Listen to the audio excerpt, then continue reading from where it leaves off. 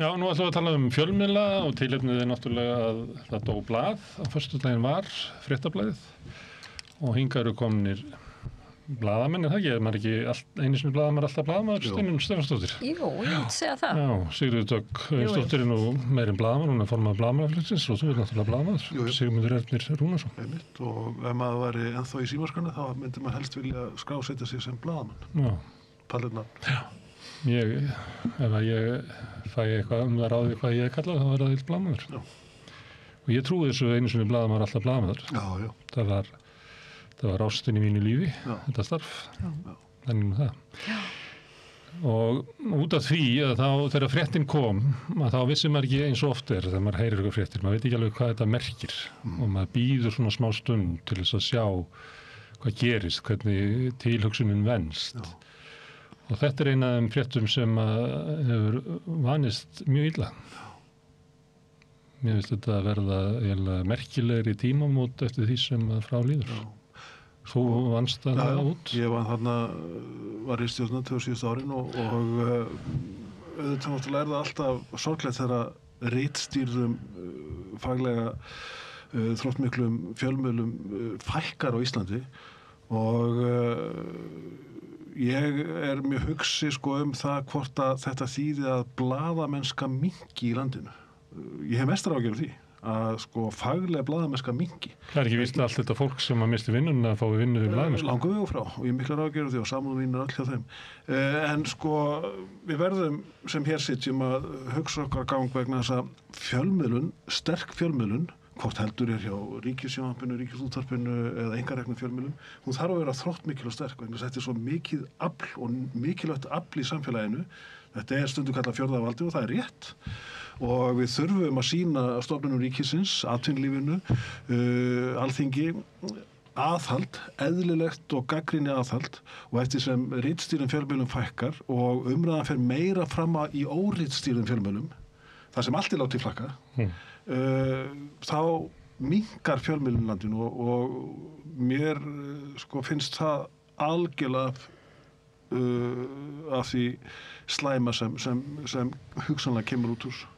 Já, ég tek undir þetta allt og er búin að hafa miklar áhyggjur af því hvaða afleiðingar þetta kemur til með að hafa. Þetta eru milli 40 og 50 blaðamenn og ég óttast það líka að þeir gangi ekkert inn í önnur störf. Það er bara þröngt í búi hjá öðrum fjölmiðlum þessa mundir því miður. Við erum að hugsa ýmsar leiðir og ég er svona vonast til þess að verði eitthvað jákvætt sem koma út úr þessu og ég ætla bara að trúa því. Hvað er svo? Ég er núna að svona undirbúa stofnun fjölmiðlasjóðs sem að ég ætla að setja á stofnun fyrir hönd Blaðamannafélagsins með stuðningi Blaðamannafélagsins sem að vera svona sjálfseignarstofnun sem að ég er að vonast til að svona fjársterkir aðilar sjáu skyldu sína í því, samfélagslega skyldu sína að leggja þessum sjóði lið. Fyrst og fremst núna til að byrja með er ég að hugsa þetta fólk sem er búið að missa vinnuna sína. 40-50 öflugir blaðamenn, ljósmyndarar og bara starfsfólk annað við fjölmiðla sem að horfir nú sem sagt upp á það að vera atvinnulaus næstu mánuði, mögulega lengur og að fá ekki vinnu við starfið sitt en hefur kannski mjög líklega fullt af frábærum hugmyndum og gæti kannski komið þeim í verk að það fengi til þess stuðning. Þannig að ég kalla bara eftir stuðningi úr samfélaginu til að koma þessum sjóða á laggirnar. Fólk geti þá komið bara inn í Blaðamannafélag, við ætlum að veita aðstöðu þar og unnið áfram að góðum fréttum og úttektum og umfjöllun sem eru nauðsynleg fyrir samfélagið og mögulega verði þá kannski til einhver svona vettvangur fyrir frílans blaðamennsku á Íslandi sem hefur aldrei verið til. Og ef við náum að búa til þennan vettvang sem við getum kannski veitt fólki styrk meðan það er að vinna að greinum sínum eða úttektum og svo síðan nær fólk að selja þetta inn í miðlana, þá eru komið svona win-win. Bæði verður þarna til svona vettvangur fyrir fólk sem að vill vinna að einu máli í einu og leggja kannski allt undir til þess að reyna að klára góða frétta úttekt á einhverju ákveðnu máli í staðinn fyrir að þurfa innan gæsalappa að vera inn á miðli þar sem þú ert fastur í það að þurfa að framleiða dagbundið efni inn í þessa gæsalappi, þessa hít sem við erum að tala. Þess að ritstjórnin er orðin svo fáliðuð að hún næri ekki að búa til einmitt. Þannig að fólk fær ekki svigrúm til þess að vinna stórumálin. Og þetta verður vonandi ef að, þú veist, ég ætla bara að leyfa mér að vera svo bjartsýn að segja að nú er bara ögur stundi í íslenskum fjölmiðlum og við þurfum þetta bara samfélagslegt átak til þess að búa til eitthvað úr þeirri stöðu sem að við erum núna að horfa upp á. Það má ekki... Ég ætla að taka hattinn ofan fyrir þetta. Vegna þess að, sko, við höfum, sem við höfum verið lengi í blaðamennsku, höfum oft hugsað til þessa forms og þetta er einhver leyti stundað erlendis með góðum árangri, en auðvitað eiga blaðamenn að vera á pari við rithöfunda, myndlistamenn, leikara þegar hægt er að sækja í sjóði til að vinna einstök verkefni. Vegna þess að sunda á heima á ritstýrna fjölmiðli, annað á heima bara hjá lausamennum út í bæ sem eru að taka að sér einhver ákveðin verkefni, þjóðhagslega mikilvæg verkefni og ég held að þetta geti verið óbúslega farsæll farvegur fyrir mjög marga blaðamenn á Íslandi. Ég sá þetta alltaf fyrir mér sem bara ágætis leið fyrir ríkisstuðning við fjölmiðla. Það er ríkisstuðningur við bókútgáfu að styrkja rithöfundana og styrkur til þeirra er stuðningur til útgefenda, prentara og bóksala og þarfram til göttunum. Það var farin öfug leið í styrkjunum til fjölmiðlana, það voru styrktir, það er svo svipað forlagið það hefur verið styrkt, eða Skuggsjá í staðið fyrir að styrkja sko Jón Kalman og En sko í bókaútgáfun er að styrkja hvortvekja með þarna styrkjunum sem kom inn sem fyrir 3 árum með hvað sem það var og það var hægt að gera það í blaðamennskunni líka, fjölmiðlunum, veitir ekki af. En Steina, þú hefur farið úr blaðamennskunni. Já. Og nú ert komið með svona dómgrind, sér þú fjarska og veitu okkur. Svolítið. Já, hvað segir þið? Er þetta stór frétt? Já, þetta er auðvitað stór frétt og ég tek undir það sem að þið segið. Ég hef áhyggjur af blaðamennsku, raunverulegri blaðamennsku í landinu. Ég hef svona, ég horfi svolítið á þetta einhvern veginn, ég líður kannski svo gömlum kalli, ég segi, já, við erum að horfa á stóra samhengið, en sko, ég svolítið horfa á þetta þannig að sko, við megum ekki gleyma því að við búum, en landið okkar er ennþá algjört örsamfélag. Og alveg eins og með bókaútgáfu, þá er það með fjölmiðla að sko það er ekki vinnandi vegur í raun og veru að reka fjölmiðla á svona litlu markaði eins og Íslandi. Þetta er hægt í góðæri og þetta er hægt og þetta er hægt ef eru djúpir vasar til að grípa í, en þetta er ekki sjálfbært fyrirbrigði í svona litlu landi. Ekki lengur, Mogginn var rekinn með var glimrandi góðri afkomu. Já. Fréttablaðið á ákveðnu tímabili. Á góðum tíma, á góðuristíma. En já, og ég meina þetta var náttúrulega í gamla dag. Fyrir netið, getum við sagt. Fyrir netið var hægt að finna rekstrargrundvöll fyrir fjölmiðla. Já, en það var brostnar. Já, það var samt þungt í vöfum. Ég meina það var Morgunblaðið sem var risi og svo voru flokksblöðin sem að voru nutu styrkja og Mogginn var auðvitað flokksblað líka en hann var bara svo mikill risi með við hinblöðin. Þannig að það má ekki gleyma því og ég tök undir með þér Smári með þetta að styrkja blaðamenn á svipaðan hátt og rithöfundar eru styrktir vegna þess að ég geld alltaf varhug við þessum fjársterku aðilum. Sko, ég væri alltaf svolítið smeyk við þá. Þetta er ekki að Ísfélagið í Vestmannaeyjum, það er eiginlega ekki hægt að leggja það til. Nei. Það er mjög erfitt. Já, og að sko úr hvaða vösum eru blaðamenn tilbúnir til þess að þykja styrki. Það verður allavega að vera mjög skýrar leikreglur með það. Það er eiginlega svona það fyrsta sem mér dettur í hug. Varðandi það mál sem og sko ég tek fram að mér finnst þetta frábær hugmynd. En ég myndi ég pínlítið stressuð yfir fjármögnuninni. Í prinsipinu eiga einkarekni fjölmiðlar ekki vera á spena ríkisins. Það er prinsipafstaða en hins vegar má skapa þeim aðstæður þar sem þeir eiga auðveldar uppdráttar með ýmiss konar öðrum aðferðum. Nóg er nú gert að því í landbúnaði, sjávarútvegi og öðrum atvinnugreinum á Íslandi þar sem eru verið að færa til peninga fram og tilbaka og styrkja jafnvel allra ríkasta fólk landsins sem nemur milljörðum ári. Nóg er gert að því, þannig að það má nú eitthvað finna til. Ég tek ekki alveg undir það að þetta sé eitthvað prinsip að það megi ekki styrkja fjölmiðla en ég átta mig hins vegar á því að það er gríðalegt vandaverk að finna sanngjarna leikreglur til þess. Það er náttúrulega mikil munur frá því að ég man þá tíð að ritstjórnir stóðu undir sig sjálfar þó það veri hallari, stundum eins og ef það veri góðari, ég menna þú varst á Helgapóstunum og Pressan, þetta er svona heiðabúskapur, árar vel, þá losnum við frá vinnumanninum og búum til okkar eigið heiðarbíli, svo kemur eitt kalt vor og þá deyjum við, þannig að við áttum 3 góð ár. Það var svoleiðis og svo náttúrulega eins og Fréttablaðið, það var ritstjórn sem stóð undir sér. Hún var ekkert háð neinum það. En síðan kemur hrunið.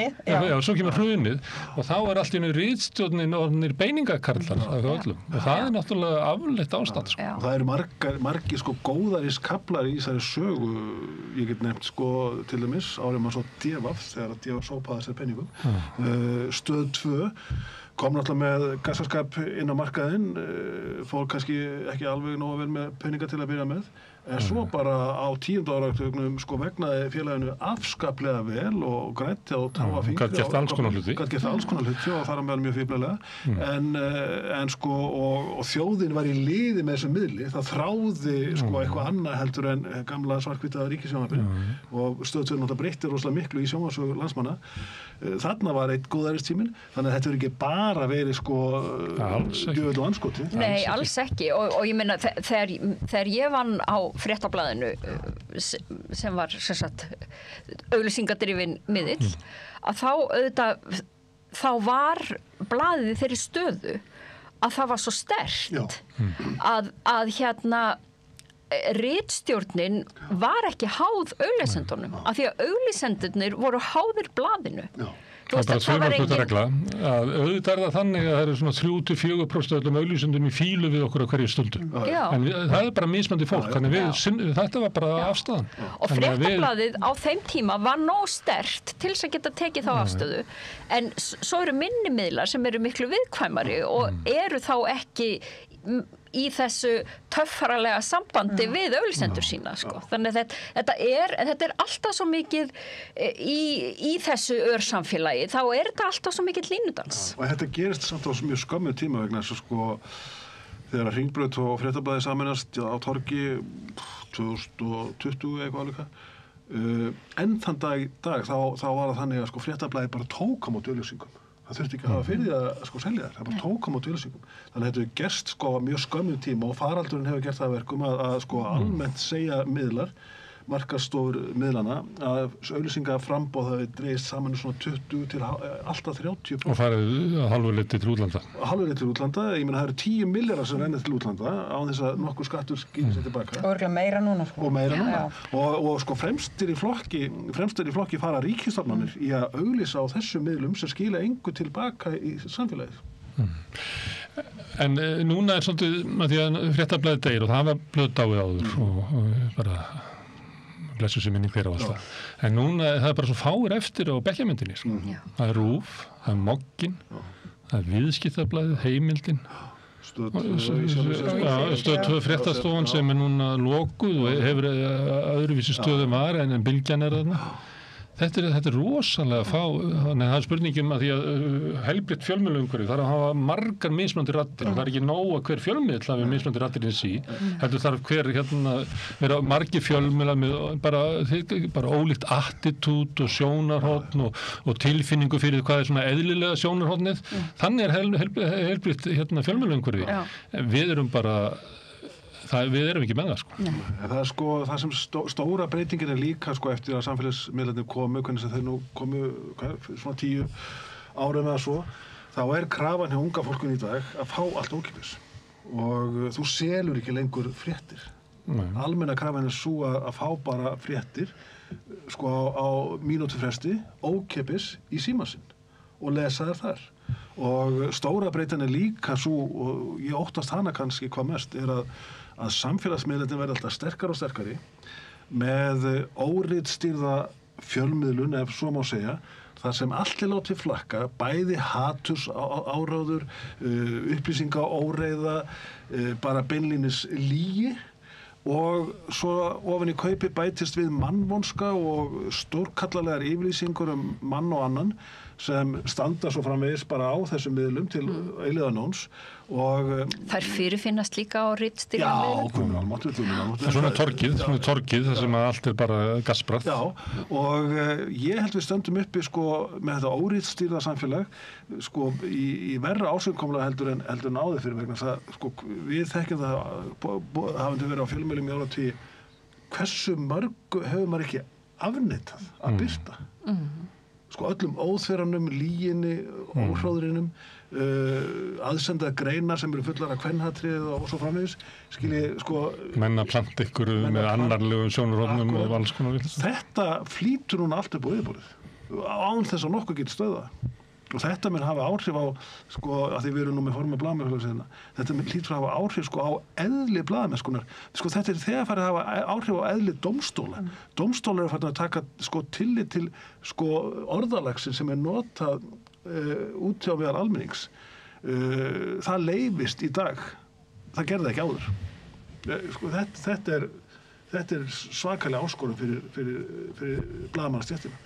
Já, aðalega bara fyrir samfélagi held ég fyrst og fremst að það er náttúrulega þessi skil á milli sko fjölmiðla og samfélagsmiðla og svona bloggara og bara svona umræðu á netinu er hann svo óskýr og þetta sko alltaf verið að tala þurfa að efla fjölmiðlalæsi á ungu fólki, ég held að það sé bara sko algjörlega grundvallar atriði að svona reynum svolítið að vinna í því að ungt fólk átti sig á því hvað það er með í höndunum þegar það er með frétt, ritstýrar frétt sem er í ritstýrum miðli.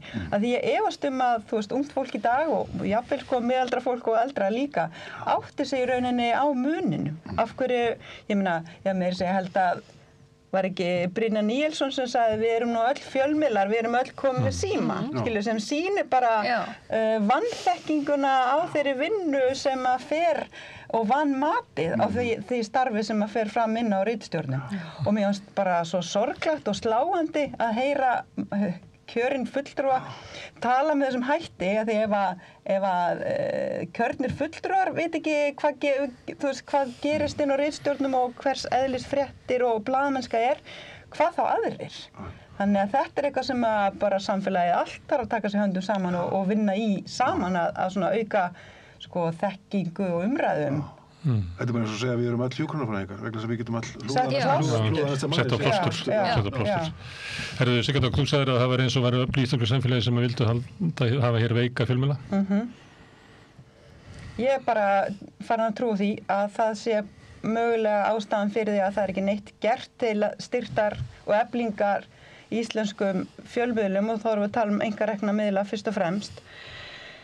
Ef maður skoðar hvernig svona ráðandi öfl hafa talað fjölmiðla á undanförnum misserum og árum þá læðist að manni sá grunur að það sem hefur ekki verið gert til þessa sé ekkert bara óvart, að það sé í rauninni bara meðvituð ákvörðun valdamikilla hópa að veikja fjölmiðla Íslandi til þess að koma í veg fyrir að það sé hægt að veita það aðhald sem að fjölmiðlar geta gert. Eins og þú talar Sigmundur, þá sko er þetta hlutverk fjölmiðla að veita þetta aðhald og efla svona upplýsingagjöf til almennings og það geti tekið lýðræðislega ákvarðanir, upplýstar lýðræðislegar ákvarðanir. Því minna sem fólk veit misgjörðir þínar eða þú veist valdníðslu eða misfærslur í starfi, því ólíklegra er að þér verði refsað fyrir það þegar kemur að kosningum. Ég hef enga aðra skýringu á því þegar við erum oft og ár eftir ár, blaðamannafélagið, samfélagið heild sinni, fjölmiðlar allir búin að benda á hvernig staðan orðin og hagtölur gera það líka. Fjöldi starfandi blaðamanna hefur dregist saman svo ískyggilega mikið á undanförnum árum að það bara maður þorir varla að trúa því hversu mikil samdráttur hefur orðið í stéttinni. Allt þetta eru svo mikil hættumerki fyrir lýðræðið og þegar maður heyrir þetta fólk tala á tyllidögum mikilvægi lýðræðislegar umræðu og mikilvægi lýðræðisins og mikilvægi fjölmiðla í þágu lýðræðisins, þá langar manni eiginlega bara að fara að gráta. Að það skuli aldrei fylgja neinar efndir þessum fallegu orðum sem hægt að nota þegar að svo ber undir. Ég veit að ráðherra fjölmiðla hefur lagt fyrir þessa ríkisstjórn fjöldan allan af tillögum sem unnar upp úr Björgvins-skýrslunni svokölluðu sem kom fram 2018 snemma og fyrir 5 árum. En það hefur bara allt verið stoppað inni á ríkisstjórnarborðinu og ég skil ekki lengur hvernig hægt að réttlæta þetta status quo með við það sem við erum að horfa upp á núna. Ég hugsaði þegar þú varst að segja þetta, hugsaði ég aftur og mér fannst svona meiri hlutan af mínu ferli sem blaðamaður. Hef ég verið að berjast við einhverja sem að reyna bara þegar vorum á pressunni í gamla daga, við vorum dæmd alveg í bak og fyrir, við fengum kannski 2-3 stefnur á mánuði fyrir að segja, þið getur bara að skoða gamla pressur og segja, við vorum bara að segja fréttir og svo náttúrulega þú manst eftir fréttablaðinu Steinu þegar það kom út, þá bara var hellbreak loose. Það eiginlega besta dæmi sem ég þegi að því að ég fór með Ragnari Tómasinni að finna menn til þess að koma með peningar svo þetta að halda áfram með fréttablaðið. Og að þú nefndir Björgvin að hann var á fréttablaðinu en hann var eini sem vildi ekki halda áfram, hann held ekki áfram. En það var, mér minnist að ein heimsókn, ég fór með Ragga Tom, lögmanni, skemmtileg manni, fórum í heimsæki alls konar fólk. Þetta var, ég ætlum að setja þetta bara upp sem leikrit einhvern tímann, þetta var svo fyndnar ferðir. En einn sagði, já, þetta nú, ég hef alveg trúað þessu sem að segja, að þetta sé bara hársbreidd frá því að komast í gegn og þetta verði gott blað og allt svona og ég hef alveg trúað að þið geti gert þetta. En haldið þið strákar að ég þurfi á ofsóknum að halda í mínu lífi? Já. Þetta var svo þá var það bara vitað að sá sem að myndi endur þessar fréttablaði, það myndi kalla því svo ofsónir. Já. Og þetta var lengur áður en að ofsónina bríðu. En þú mannst þetta bara á ritstjórninni. Já, og ég meina þetta náttúrulega, og þetta það sem að fjölmiðlar hafa búið við í mörg ár, að það eru valdhafar í landinu, hvort sem opinberir, sem sagt stjórnmálafólkið, líka peningafólkið sem hefur völd í krafti peningana, leið og fjölmiðill einhvern veginn fer að afhjúpa eitthvað eða spyr erfiðra spurninga. Sjáum við bara Samherji og RÚV. Já, ég meina það náttúrulega augljósasta dæmið. Að þá byrjar þessi rógsherferð og ég tala nú ekki þegar þetta kemur frá úr peningalandslæginu að þá eru til svo miklu peningar til þess að punda inn í þessa rógsherferð. Og besta dæmi náttúrulega ferlegasta dæmið miklu frekar náttúrulega þegar Bugs nafninu klínt á fréttablaðið og tengda miðla gaggjart til að draga úr trúverðuleika þess og á hverju var það gert? Jú, til þess að svona sverta blaðið í eins miklu mæli og hægt var, þar meðal blaðamennina sem voru þá leiksoppar eiganda sinna og héngu í einhverjum þráðum undir þeim og hverjir gerði þetta? Þeir sem akkurat þeir sem héldu úti öðru blaði sem var litað af sínu pólitísku áráði. Það mátti sem sé bara vera áráður úr einni átt, valin átt sem gat verndað kerfið í landinu. Já. Eins og Morgunblaðið gerði. Morgunblaðið hafi náttúrulega alveg drottnandi stöðu og íslensku fjölmiðlamarkaði. Og það sem var náttúrulega lék mokkan hvað verst þegar Fréttablaðið kom inn á markaðinn og greip mjög stóran hluta af stöðu Feldimokkan, það var bara Feldimokkan. Feldimokkan með því að sko Morgunblaðið hefur fram að því okra svoleiðis á auglýsingum. En varð nú eftir þetta að selja auglýsingar á markaðsverði. Bara aldrei sitt bara eftir. Og auðvitað fara með þá að kalla andstæðingin uppnöfnum eins og baugsmiðlana og megin þeir skamma sín sem það gerðu. Herðu, blaðamennska, það sem að einhver leyti svo blaðamennska sem við erum að tala hérna sem svona ég hef aldrei verið hrifinn að þessu fjórða valdið, en þið vitið hvað ég er að meina. Það er að blaðamennska sé mikilvægur þáttur í valdreifu lýðræðissamfélagi sem veita stjórnvöldum aðhald og að vera vettvangur fyrir samfélagslega umræðu. Einhver leyti er þetta bara farið. Þetta reis upp miðja síðustu öld þegar að fólk var að fara úr lágstéttum og verkefnistétt upp í millistétt að flytja og sveit í borg þegar massamarkaður var að verða til sem að auglýsingamarkaður sem knúði þetta áfram. Það auðvitað að selja öllum ignis ískapa og maður veit aldrei almennilega hvort koma undan sko massamedjan eða massamarkaðurinn. En síðan er þetta sko hrunið og þá veldur maður fyrir sér kannski kemur þetta bara aldrei aftur sko. Kannski er blaðamennskan, það var stundu blaðamennska áður þetta var. Það var stundu blaðamennska sko fyrir 1950, það var stundu blaðamennska á 19. öld. Kannski fyrir okkur að leggja bara að verða Orwell eða Einar Benediktsson eða hvað. Ég hef verið að hugsa þetta síðustu daga. Þetta tímabil að sko þetta verður kannski bara svona eitthvað pínulítið tímabil í allri sögunni. Tímabil svona massa fjölmiðlunar. Já, það sem að sko einkafyrirtækin höfðu efni á og höfðu svona á eftirlýsisárunum var svona einhver hugmyndum samfélagslega skyldu að þau eru águ almanna þjónustu ofan á businessfyrirtækjunum sínum. Þú veist, Elon Musk eða Zuckerberg eða hvað þessi gæjar heita sem að eiga þetta dót í dag, þeir eru ekkert að gera það. Hvað er það ekki aðeins? Svo hafum við hinum meginn sko menni svo Ragnar í Smára. Já, hann er bara því miður látin sko. Hann er látin. Hans arfleið er að hverfa svolítið og það er mjög miður og ég sko hef miklar áhyggjur sko á heildarmyndinni. Þú talaði stóru myndina sem Katrín talaði áðan, Steina. Sko við sjáum að bækur eru farin að seljast almennt séð minna en áður. Það er líka vegna þess að krafan er að fá þær ókeypis. Fá þeim einhverjum móti bara inn í heyrnartóleysi og geta hlustað þar aðeins að borga nokkuð tíma fyrir þær.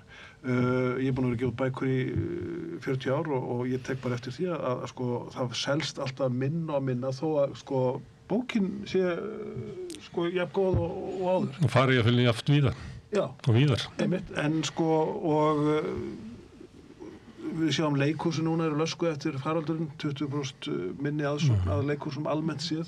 Við sjáum líka að sko fjölmiðlun er að breyta þessi leiti að hún alltaf er sko símalandi ef svo má segja. Hún er alltaf að koma fram þannig að hefðbundnir fréttatímar á Stöð 2 ríkissjónvarpinu þeir gjalda fyrir það að sko fólk er náttúrulega búið að fylgjast svo vel með yfir daginn að það er kannski ekki mikið nýtt að fá úr þessum miðlum. Það sem þú ætti að skaffa þess að er samhengi sko, já, sem að vantar. Sama við dagblöðin, að þau eru náttúrulega að koma daginn eftir atburðinni gerðust. Það hefur bitnað á þeim. En sko eftirstendur þá sko almenn menningar neysla á fjölmiðlun, á sko vandari fjölmiðlun, á vönduðum skáldskap, ljóðagerð, leikhúsi, sýningarhaldi, erum við komið allt þetta í einhvers konar vörn. Vegna þess að sko fjölmiðlar eru partur af þessu menningarumhverfi. Ég held að hafi aldrei verið meiri menningarneysla bara í heiminum heldur en núna. Hún hefur bara breyst svo mikið. Í staðan fyrir að fara í leikhús þá horfir á Netflix. Þú veist, þetta hlutverk fjölmiðla er að breytast svo hratt að við erum bara einhvern veginn ennþá að átta okkur á því hvernig við erum að þróast og í hvaða átt. Í staðan fyrir eins og þú komst aðeins inn á áðan, Smári, að vera svona hliðvörður og svona vettvangur umræðunar og annað. Umræðan fer núna fram á samfélagstorginu. Fjölmiðlar þurfi ekki lengur... En hún getur ekki þroskast þar. Hún getur ekki þroskast þar, en hún ekki lengur takmörkuð við fjölmiðla. Við þurfum að hugsa hvert þá hlutverk fjölmiðlana í þessu breytta umhverfi. Það sett í samhengi. Eðlilega segja fréttirnar þegar þær gerast, það eru netmiðlanir.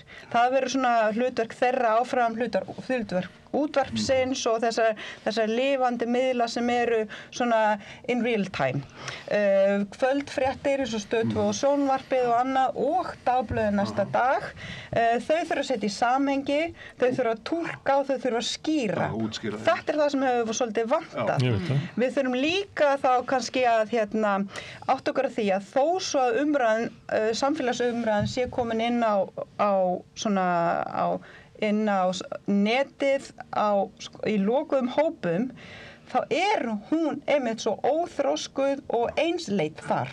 Þannig að hvernig getum við tekið næsta skref í þessu innan fjölmiðlana, fjölmiðlunar og búið til vettvang fyrir þessu umræðu sem ekki endurspeglun á því sem að gerast annars staðar, heldur kannski einhver svona gerjun á því.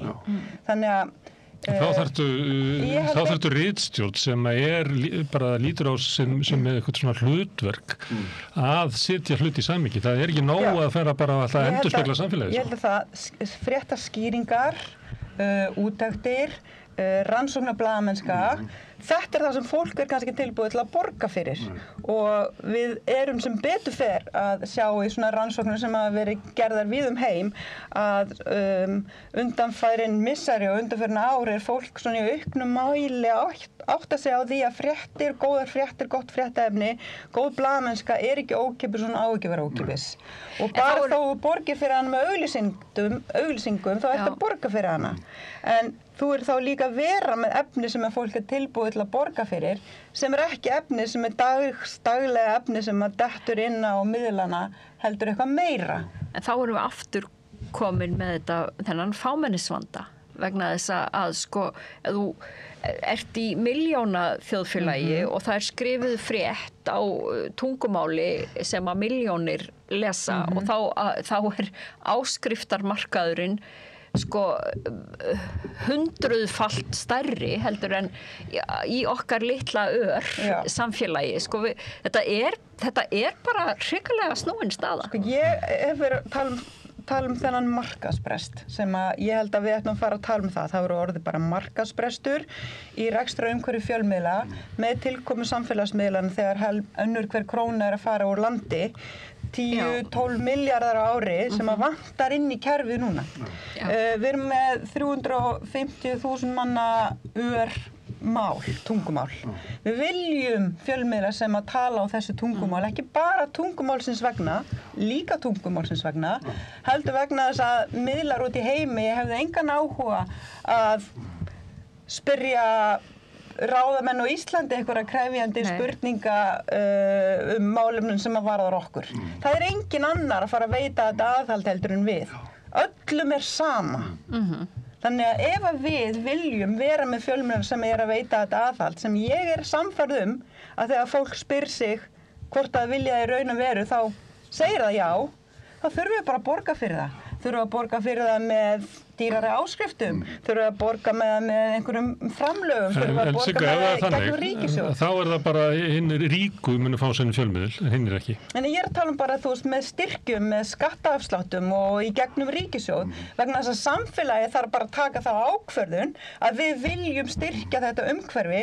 Það ekki sjálfbært, það bara markaðsbrestur, við þurfum að leiðrétta þetta skakka markaðsumhverfi sem að við getum ekki keppt við stærstu fyrirtæki í heiminum sem Google og Facebook Og ef við ætlum að reka þetta litla samfélag okkar án fjölmiðla, þá kvarnast bara úr því, þá bara hverfur, þá bara lekum við út. Akkurat. Við langar að bæta við einu vegna þess að þetta var góð upptilning hjá sig aðhaldshlutverkið mjög brýnt en fjölmiðlar hafa alltaf góðir fjölmiðlar hafa alltaf lagt áherslu á að setja andlit á fréttirnar og vera yfirleitt í liði með litla manninum.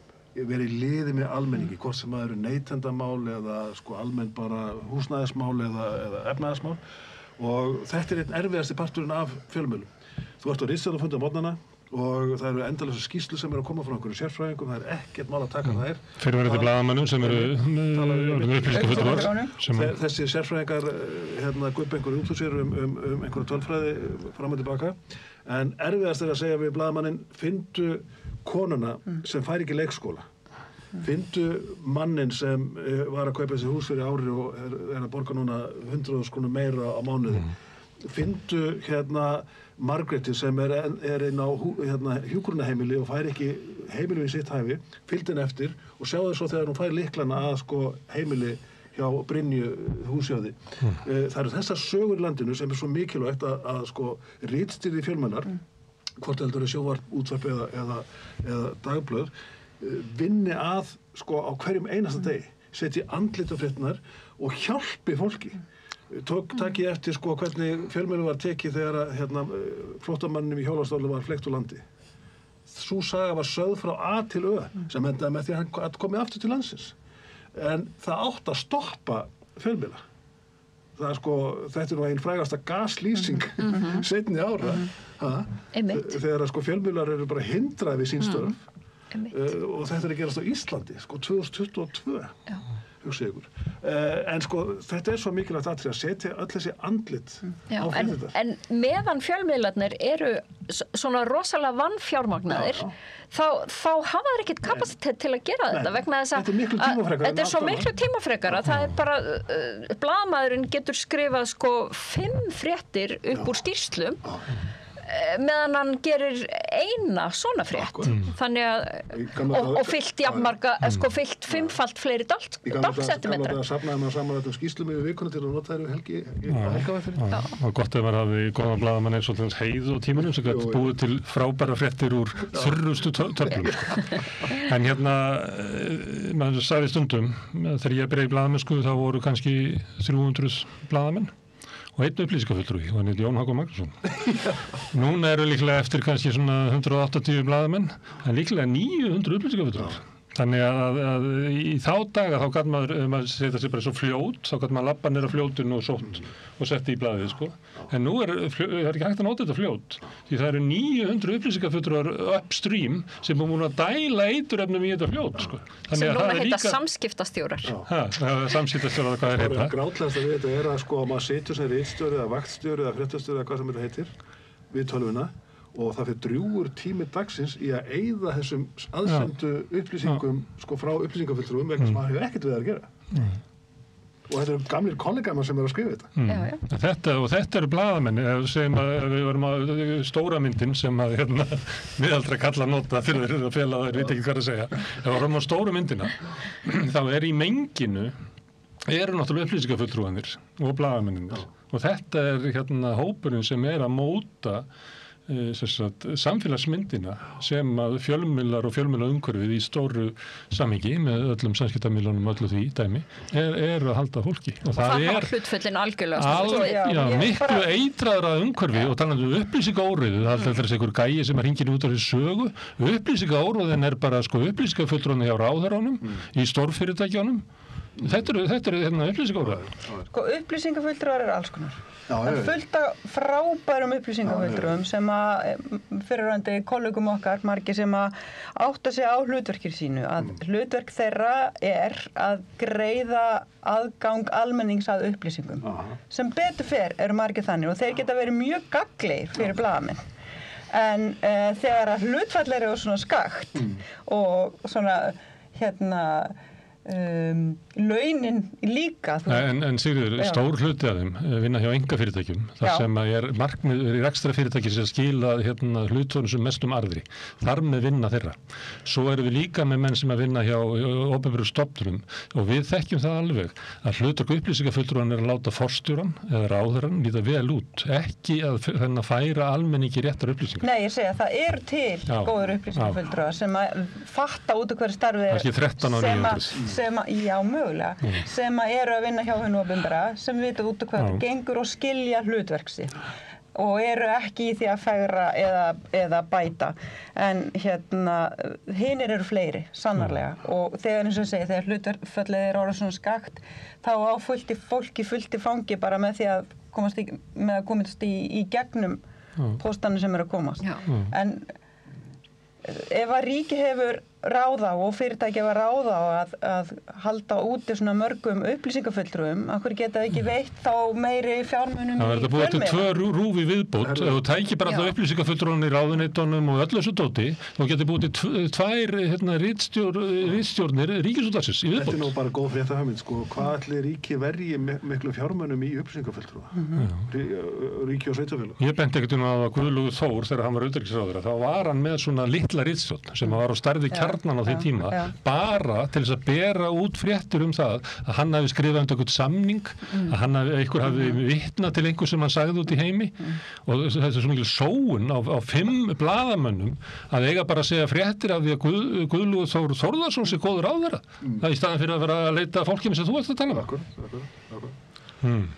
Já. Þannig að kannski að horfa á þetta í svona samhengi. Eins og er mikilvægt að stjórnsýslan sé gegnsæ og miðla upplýsingum frá sér þannig að almenningur viti hvað að gerast. Það má ekki blanda því saman, sko. Það er mjög mikilvægt.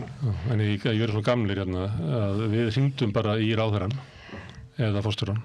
En yngri blaðamenn lenda bara upplýsingafulltrúanum og komast ekki. Þannig upplýsingafulltrúan er til að verja bossinn. Það er bara Ég rífast stundum við söguna því þegar félagi minn úr frá Oslo, ég var í kúrs þar í blaðamannaskólanum og hann var að koma einhvern til landsins eftir 1985 eða 6 eða 7. Steingrímur Hermannsson er alltént forsætisráðherra og hann er að skrifa efnahagsástandið í Íslandi sem þá var að taka enn eina dífuna og allt var til land hann svo nokkur ári í þjóðarsóttinu og allt það, þið þekkja þetta. Og hann lendir þeirra og ég næði út á flugvöll og svo bregst eitthvað einn viðmælandi sem hann ætlaði að taka seinnipart dagsins og voru góður ádýr. Ég segi við hann, viltu ekki bara ekki tekka hvort þú getur hitt Steingrím Hermannsson bara í dag? Og ég hringi í Steingrím, komið bara eftir og hann var svo hissa þessi maður. Það var varla lentur. Þá hringdi ég bara stoppistöðu einhverstaðar og svona íslensku samfélagi. Svona var íslenska samfélagi. Svona var. Og það er, ég meina, þetta er alveg sniðu saga og svona, en þetta er náttúrulega, þetta er gamli tíminn, þetta er ekki heppilegt, þetta var líka kallasamfélagið. Kona hefði aldrei getað hringt í Steingrim Hermannsson og hann hefði sagt, já, komiði bara. Þið viti, það er líka mikið misrétti í þessu samfélagi. Mikið óskup. Herðu, okkur finnst þetta alvarleg tíðindi og þú ætlar að leita einhverju leiðum. Haldið að fólki almennt þið geta alvarleg tíðindi, þeim sem stjórnmálafólkinu sem að fara með völdin í samfélaginu? Ég er ekki viss það. Ekki öllum. Það er svona þvert pólitísk sátt í landinu það að gera ekkert í þessum efnum og þannig hefur verið alveg frá því að allar góður frá því að einokun ríkisútvarpsins var afnumin á ljósvakamiðlum. Það var ekkert endilega gert ráð fyrir það einkarekni miðlar kæmu inn í það mengi og þannig erum við enn þann dag í dag. Ég ætla ekki að fara að kenna RÚV ástandi núna. Ég vil hafa sterkt ríkisútvarp, ég vil hafa sterka fjölmiðla, hvort sem það heita ríkisútvarp eða hvað, ég vil bara hafa sterka fjölmiðla. En ég finn það á fólki bara á förnum vegi, núna eftir að þessi hlutir gerast á föstudaginn, að fólk saknar fréttablaðsins í ríkum mæli og fólk saknar Hringbrautar í mjög ríkum mæli og það hefur verið fullt þakklætis í mengar fyrir að hafa reynd að halda þessu úti, sérstaklega Hringbraut í einhver 8 ár, einungis með íslensku efni, gríðarlega mikilli menningu, heimildaþáttum, ferðaþáttum, samtali, spjallþáttum og hvað þetta allt saman heitir, það er að baki og ég finn á fólki að fólk vill hafa íslenskt efni. Fólk vill hafa Netflix leysir þetta ekki. Nei, fólk vill hafa samtalið í gangi. Og sem betur fyrir eigum við nokkra fjölmiðla eftir sem geta sinnt þessu hluti. Þetta náttúrulega kemur líka í kjölfarið að N4 tilkynnir það sé að for sömu leið og eftir miklu erfið leikir. Eldri kynslóðin saknar blaðsins sem að það fékk lúna. Algjörlega, fólk er í sárum. Það er búið að ræna 2 tímum á dag. Já, einmitt. 2 tímum, það var kannski þegar við gullaldartímanum. maður var nú eitthvað 2 tíma. Það var orðið svolítið þungt í lokin. Pabbi sem er nýraður á laugardaginn, hann sko las fréttablaðið meðan það kom út, held ég frá A til Já. allt blaðið. Já, misti ekki að nefnir. Já. Herðu, en nú er krísa og oft er krísa notuð til þess að knýja á breytingar sem að ákveðin öfl hafa lengi vilja, því kannast við þetta. Og maður heyrir það strax að það verður að bara koma rúf af auglýsingamarkaði. Niðurstöður af því getur orðið svo að sko 70% af auglýsingafénum sem fer núna inn í rúf til þess að halda því gangandi, fer til útlanda og eftir þann tekur 30%. Ég meina Stöð 2 getur ekki tekið vettvang sjónvarpsins, ríkissjónvarpsins sem auglýsingamið og ekki heldur sjónvar Símans eða hvað þetta heitir, þetta bara fer. Er ekki svolítið hætta á því, Sigardögg, starfsmaður RÚV og formaður blaðamannasins, að þetta ástand verði að fyrir nota til þess að veikja fjölmiðla enn frekar? Jú, og ég óttast að ein af ástafunum fyrir því að Sjálfstæðisflokkurinn taki þessu umræðu alltaf í gíslingu, umræðu hvað eigi að gera til eflingar einkareknum miðlum, taki hann í gíslingu með því að neita að fara í aðgerðir nema RÚV verið tekið á auglýsingamarkaði. Það sé til þess gert, svo umræðan sé til þess að veikja RÚV, vegna þess að margir í þessum hópi, þessa fólk sem að tala með þessum hætti, hafa bara andúð á RÚV og því sem það stendur fyrir. Fréttastofunni fyrir það aðhald sem hún er að veita og í rauninni það er öflugu fréttamennsku sem þar fer fram. Sama hvað fólki finnst RÚV, þá er það öflugasta fréttastofa landsins og vinnur bara gríðarlega mikilvægt starf. Og stór hópur þar í Blaðamannafélagi Íslands og að sjálfsögðu munum við berjast sko með kjafti og klóm fyrir því að ef að RÚV verði tekið á auglýsingamarkaði eða takmarkað með einhverjum hætti, þá verði það tryggt að það tekjutap verði bætt með auknum framlögum úr ríkissjóði, vegna þess að eins og þú segir Sigmundur, þá er engra hagur, einskis hagur að veikja ríkismiðlinn til þess að styrkja aðra miðla. En ég held að það sé hægt að finna leiðir og ég bara kalla eftir því núna að verði settur bara á fót samráðshópu sem að við stéttin á aðild að og þetta þarf ekki að taka langan tíma að vinna svona tillögur, þar sem verður bara grundigt farið yfir það hvaða leiðir er hægt að fara. Það er ekki pólitísku vilji fyrir því að taka RÚV af auglýsingamarkaði. Ég held að það sé ekki einu svona pólitískur vilji fyrir því hjá Sjálfstæðisflokknum, heldur bara í litlum hluta af Sjálfstæðisflokknum sem að mögulega er að nota þetta til þess að stöðva alla framþróun eða til þess og til þess að veikja RÚV. Þannig ef að fólk yrði að sko, taka ákvörðun það sem ég er eiginlega svona kalla eftir að verði tekin þessi ákvörðun RÚV ef að yrði takmarkað umsvif RÚV á auglýsingamarkaði sem ég held að það væri kannski farsælasta leiðin. Þá þurfum við líka að horfa hvaða afleiðingar það hefur vegna þess að auglýsingatekjur í landinu er ekki kaka sem við getum skipt á milli okkar eins og okkur sýnist. Það er ekki einhver fasti. Ef hann fer ekki til RÚV þá fer hann eitthvað annað. Þannig að ég óttast það að ef að RÚV verður tekið af auglýsingamarkaði þá missum við bara þessar tekjur úr landi sem þýðir að allir tapa. Ég var að skjóta á 70%, það er það ég held. RÚV minnkar og aðrir minnka vegna þess að auglýsingarnar minnka. Fjölmiðlamarkaðurinn tapar. Ef að það er ekki pólitísku vilji til þess að fara í þessa aðgerðir að takmarka RÚV á auglýsingamarkaði eða taka RÚV á auglýsingamarkaði, þá getum við bara verið smá frumleg og hugsa út fyrir bóksið og ok, þetta er auðlind, þessu auglýsingar eru auðlind sem við viljum ekki missa úr landi eða missa. Hvernig getum við nýtt hann sem best að nú gagnist fleirum heldur en bara ríkisútvarpinu?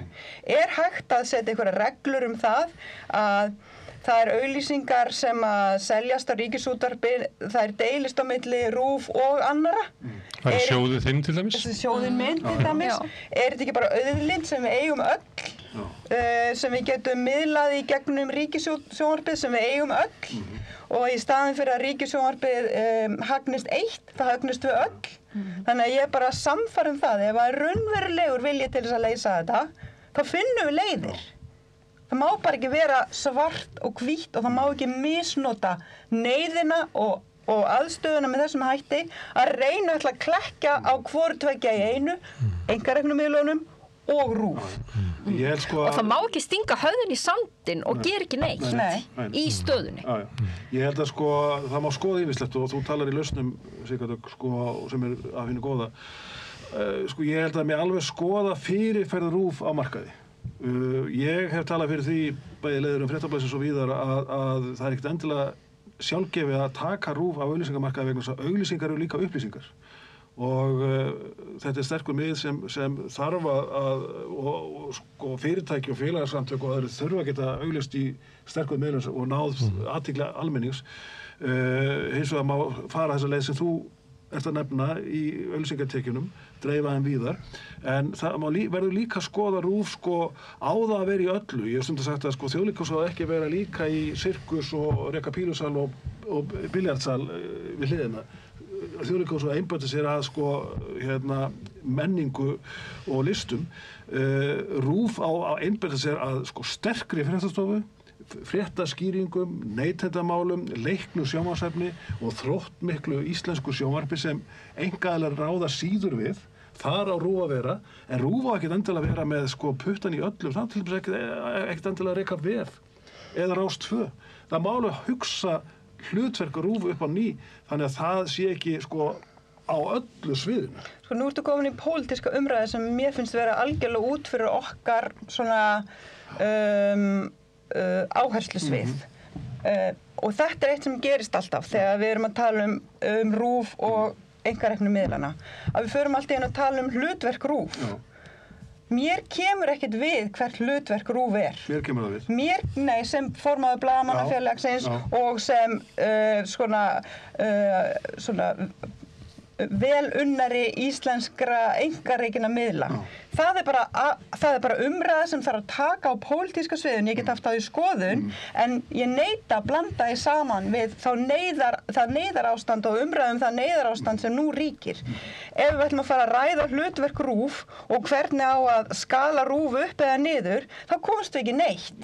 Auðvitað vil ég RÚV sem bestan veg, þú veist, að við pössum upp á RÚV og menningar hlutverk RÚV og fréttastofun og allt það, en ég ætla ekki að fara að svona skipta mér af því sem mér kemur ekki við. Ég mun berjast með kjaft og klóm fyrir því að fréttastofan haldi sínu, en allt annað sem RÚV gerir, það er eitthvað sem að pólitíkin ákveður og samfélagið þá væntanlega. RÚV breytaði svo til að skapa jafnvægi á markaði þá þurfum við að horfa á alla myndina. En við þurfum líka að horfa á alla myndina því leyti til að RÚV gegnir ákveðnu almannaþjónustu hlutverki líka og við búum í fámennu, ég hætti nú ekki að tala um það, en mjög dreifbýlu og harðbýlu landi.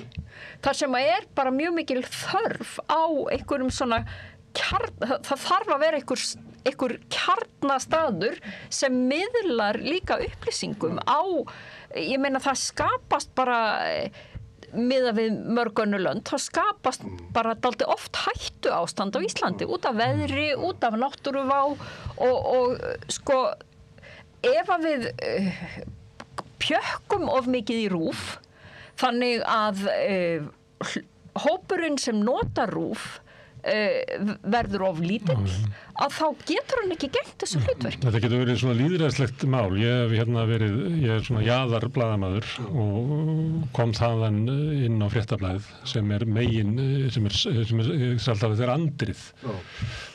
Og við verðum að vera þjóna andrinu, það sem allir eru. Og okkar sko umfjöllun, hún miðast við það að séu allir í andrinu. Já. Ef að þú breytir RÚV og skilgreinir það á bara að vera Rás 1 og svo að vera svona, þá ertu að breyta því úr því að vera andri yfir að vera kannski svona þriðji stærsti salurinn, það sem er búið að sorterast inn hverjir er að hlusta. Og fyrir okkur blaðamennina getur verið miklu skemmtilega að vera í litlum sal í kjallaranum og vera með svona einhverja svona ákveðna tegunda blaðamennsku. En við sem samfélag við verðum að hafa eitthvað sem er svona andrið og í dag er eiginlega bara RÚV eftir því að moggin náttúrulega þegar við séum lestrartölur á mogganum það er alltaf til maður undir 50 sem að les moggan sko. Og talandi það að selja einhverja sérstaka vöru, þeir selja raunverulega bara menningagreinar og dánandilíningar sko. Það er enginn þarna lengt Þannig eftir. ef við erum að tala stóra samhengi hennar Steinu, þá held ég við líka að horfa á það að við megum ekki missa það að eiga einhver staðar vettvang sem við getum talað. Og þá myndi ég vilja gera kröfu á RÚV og segja við RÚV, hafið þið talað við konuna sem var á leigumarkaðnum sem hann var að tala, sem var í þínu gastafundaginn. En þið kannist við þessa gagnrýna RÚV, að RÚV standi sér bara ekki nógu vel sem almannasjónvarp. Og ég alltaf að tuða yfir vikulokonum og silfrinu og svona og segja, þú veist, akkur er ekki bara, akkur er alltaf að tala um fólk sem þykir það að vita fátaka, þú tölum ekki bara eitthvað fátaka. Akkur eru einhverju 3 fullunir að tala um farsímanótkun barna, tölum bara börn. Þannig að við mættum lýðræðisvæða RÚV og gera það meira svona alþýðu blaði. Ég var á dögunum á Fréttavatninu Hringbraut með fólki af götunni sem stóð úti á gattinum milli 10 og 5 á daginn, útigangsfólk, fram að því hafði bara verið talað við sérfræðingana. Pólitíkus. Þarna komu Ég sá þetta hefur. Ég gerði svipað við gert hérna og bauðstum hingað. Ég bauðstum inn í Kastljós. Fórst ekki með í gáminn út á Granda og sýndir það hvernig þau bjuggu og sýndir óumbúða rúmið þeirra, þannig að þau fengu bara að vera fátaklingar í fréttunum. Heldur bauðstum bara að fara á sama stað og Bjarni Benediktsson sittur og talaði við það eins og manneskjur. Og þetta mætti vera krafa sem mætti gera RÚV. En það sem ég átti við með RÚV er að umfang þess. Ég ekki að tala að veikja megin þætti RÚV, frekar að styrkja það. En á RÚV að vera á vef, á það að vera í krakkaútvarpi, á það að vera í krakkasjónvarpi, á RÚV að vera út allt, á það ekki frekar að einbeita sér að því sem það er best í. Heldur þú að einhver muni nokkuð tíma framleiða barnaefni ef að RÚV gerir það ekki? Stöð var fyrir í barnaefni og langt á undan RÚV á sínu tíma og ruddi brautina. Já, en núna? Það var af því að þá voru tekjur í góðæri sem að var hægt að nota til þess að borga fyrir þetta efni. Og talandi hlutverk RÚV, ég minna Bylgja næst víðar heldur en Rás 1 og Rás 2. Já. Og það er líka eitt ef við missum eitthvað niður þá er ekki víst að vera til að við sögum alltaf við fréttablaði vorum að byrja. Þetta verður síðasta blað sem við stofnum í Íslandi. Við vorum alveg viss það og við töldum þá að við hefðum kannski svona 10 ára gat til að hlaupa inn í að ná auglýsingum af Morgunblaðinu til þess að geta byggt upp eitthvað og svo erum við bara ákveða eftir 10 ár hvert fjölmiðlun myndi fara. Við höfum alltaf trúað því að blöðin fari ekki lengra. Ef að RÚV er tekið auglýsingamarkaði og það skreppur saman, þá verður ekki Stöð 2 stofnað aftur eða Bylgja verður aldrei stofnað aftur. Meira að segja Vísi.is og MBL verður aldrei stofnað aftur. Af því þetta er svona einhvern veginn söguleg fyrirbrigði og þannig að við ættum ég held að sem komum svo staða að við ættum að gæta því sem við höfum. Þannig að bekkjamyndin sem að lýsa áðan verði ekki ennþá fábreytilegir. Akkurat. Við bara þurfum að hlúa að okkar sterkustu fjölmiðlum. Það er bara einfaldlega þannig vegna þeir eru svo fáir eftir. Þeir miðlar sem eru raunverulega að segja fréttir á hverjum degi eru kannski 4. Þeir eru teljandi á fingurum annar. Það er bara þannig. En það sem við getum gert núna er að hlúa blaðamönnunum. Búa til stétt, búa til jarðveg, sjálfstætt starfandi blaðamanna. Þannig að outletið, miðlunarleiðin skiptir minna máli heldur en því sem er verið að miðla. Það er svo auðvelt núna að koma, podcastu upp eða selja efni inn í þá miðla sem eru til staðar. Við þurfum kannski ekki í dag ekkert endilega fleiri fjölmiðla.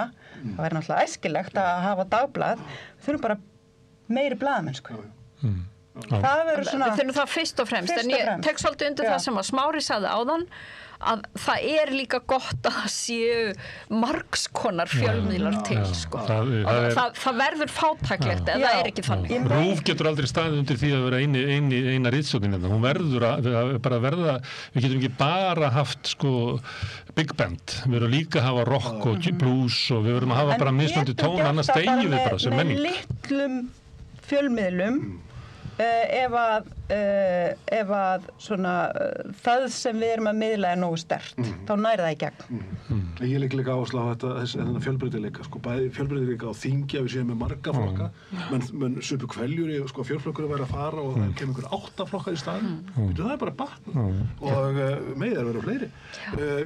Og eins með fjölmiðla að þið séu á fjölbreytina, að þið séu ástæðan fyrir að DF.is ennþá lesa vegna það er öðruvísi miðl.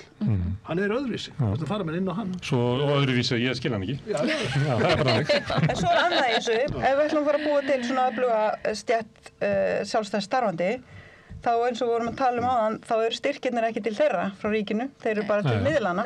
Þannig að það kallar náttúrulega á að það verði stofnaðir fleiri fjölmiðlar ef að það er eina leiðin til þess að ná inn opinberu fjármagni. Já, eða það verði styrt eins og er gert við í bókmyndunum að listamennir eða blaðamennir verði styrt í beint og það muni geta af sér öflugri fjölmiðlum. Já. Því að það er vitlaus endi að byrja á að styrkja útgefendur. Þessi sjóður allavega tilraun í þá átt. Já. Herðu, gaman að fá okkur hingað að tala það. Ég heyri það að það er alvöru mál sem við erum að tala og þetta er mikilvægt mál. Þetta er brennur okkur. Sigmundur, Steina og Sigga, kæra þakkir. Með því að ganga í leigjendasamtökin styður þú baráttu leigjenda. Leigjendasamtökin eru fyrir alla þá sem vilja berjast fyrir réttlátu húsnæðiskerfi. Leigjendasamtökin.is Samstöðin er í eigu hlustenda, áhorfenda og lesenda. Þú getur átt samstöðina ásamt öðrum félögum í Alþýðufélaginu. Þú getur gengið í Alþýðufélagið á samstöðin.is. Þar er hnappur sem segir skráning. Er rétt að greiða lágmarkslaun fyrir hámarksábyrgð? Til að manna mikilvægustu störfin þarf mannsæmandi laun. Efling stéttarfélag.